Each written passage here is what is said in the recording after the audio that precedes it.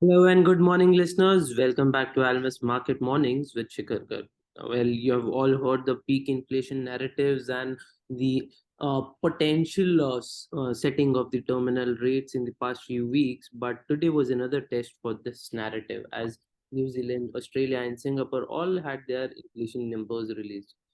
New Zealand and Australia both posted numbers hotter than expectation. Rather, I'd say Australia posted inflation which was not seen in the last 32 years. Now that's quite pushing this inflation narrative on the concerning side.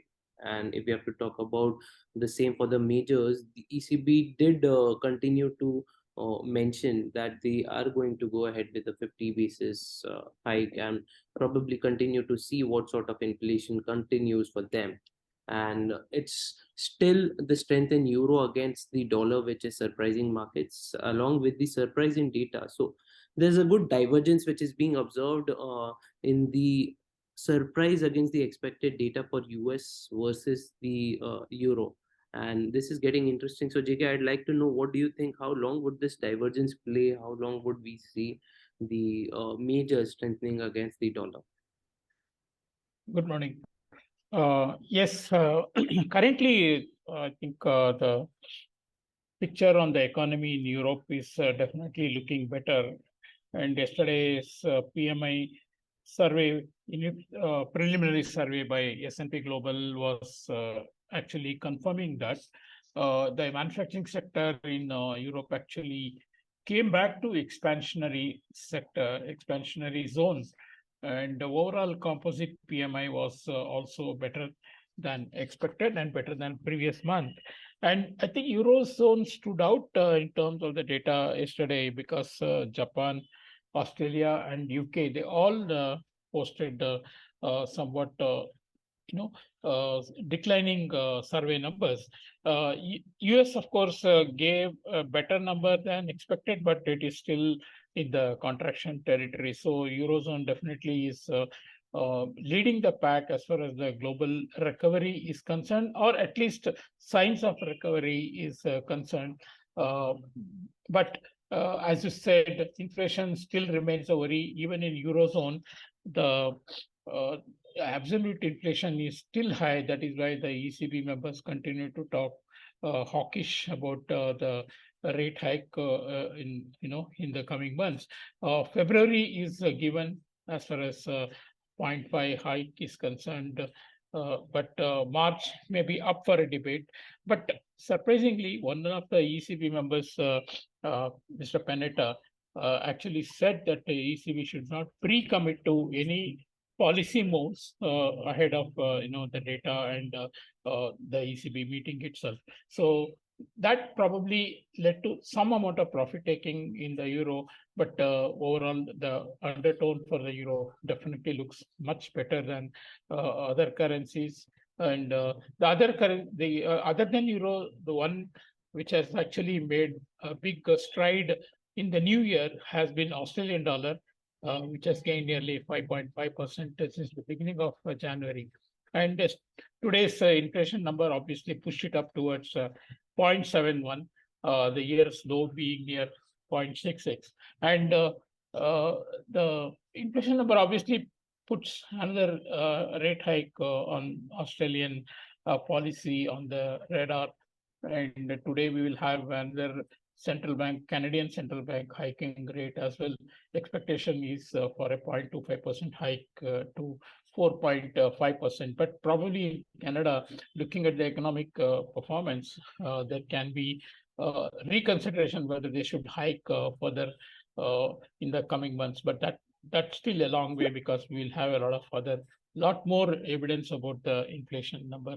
As far as the US is concerned, apart from the PMI survey, even the Richmond Fed survey, regional manufacturing survey, was quite weak. So the weak string of economic data from US has continued. Europe has been better. ECB members have been more hawkish. Some Fed members have toned down their hawkishness. So all of this leading to euro remaining really very firm. 1.0925, of course, has been holding. It's also a big chart point which has been holding, but a break of that can we expect move to the next psychological level at 1.10. GBP saw good profit taking because it's not just the PMI survey, but also the deficit number in UK has been jumping big time. And apart from that, there is also a recessionary tendency already evident in UK. So UK pound is definitely going to underperform. This is after a big rise that we have seen from historical lows for the for the pound. Yes, while the dollar index remains depressed, the marking time for the next round leg, dollar INR is typical underperformance has continued. The RBI inspired a short covering on Monday spilled over to yesterday's trading, and further uptick in oil prices has only added to the buying support.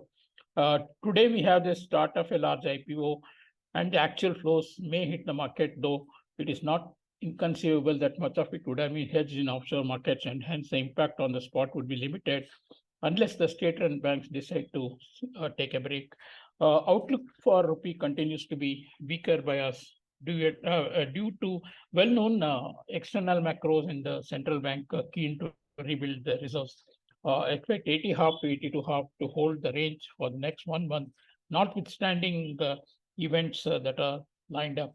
Any good news to keep the gains in check, but negative news should press the upside towards 80.5 in the coming weeks. Obviously, we are looking forward to the budget next week, and on the same night, we'll have the FOMC rate decision as well. Overnight stocks were very subdued. I think market has gone into a shell ahead of FOMC meeting, and also the GDP and the PCE core inflation numbers, which are coming up next week. On the yield side as well, we had a very narrow range movement. So nothing to write home about. But we have an interesting day today from Europe again. Germany for business sentiment, will be out, and the Canadian policy meeting also will be there. So overall, kind of less in terms of the data slate for the week, but definitely existing trends in the currencies are in place, while stocks and bonds have been kind of subdued after moving in the initial part of the year. Thank you. Okay, so a subdued equity markets and not much action on the yield side, majorly on the anticipation of the numbers to be released next week, along with the FOMC meeting, central bank meetings, and for even the Indian markets, it's the budget release. So, folks, there's a lot of things expected in the next week, which is putting the markets in less action mode as of now. But still, we have seen the kind of data releases yesterday we had for euro and rest of the nations. It seems that eurozone recovery, only by the looks of yesterday's data, was stronger. But does it continue? Does it remains consistent as the stronger numbers have been released yesterday? That's a good question for us to see, and probably will in the coming days show what sort of recovery are we expecting in euro and rest of the nations, because pound, for that matter, as JK mentioned, has already showed signs of recession. But interestingly, we have seen a significant rally in Aussie dollar, folks. After the data release, we have already reached 0.71 levels in Aussie dollar, and if we have to see it in INR terms, it's at 58 levels almost. So it's quite good a rally for Aussie dollar if we see out there. And if we have to talk about dollar rupee, INR is having still a weaker bias, as JK mentioned, majorly because of the consistent buying by the central bank as well as the oilers. So a range, as JK mentioned, is around 80.5 to 82.5. Let's see how things go about for dollar rupee in the coming few days. Although we have a curtailed week this time and a holiday tomorrow. So folks, we'll come back again on Friday with another round of updates. Thank you so much for listening.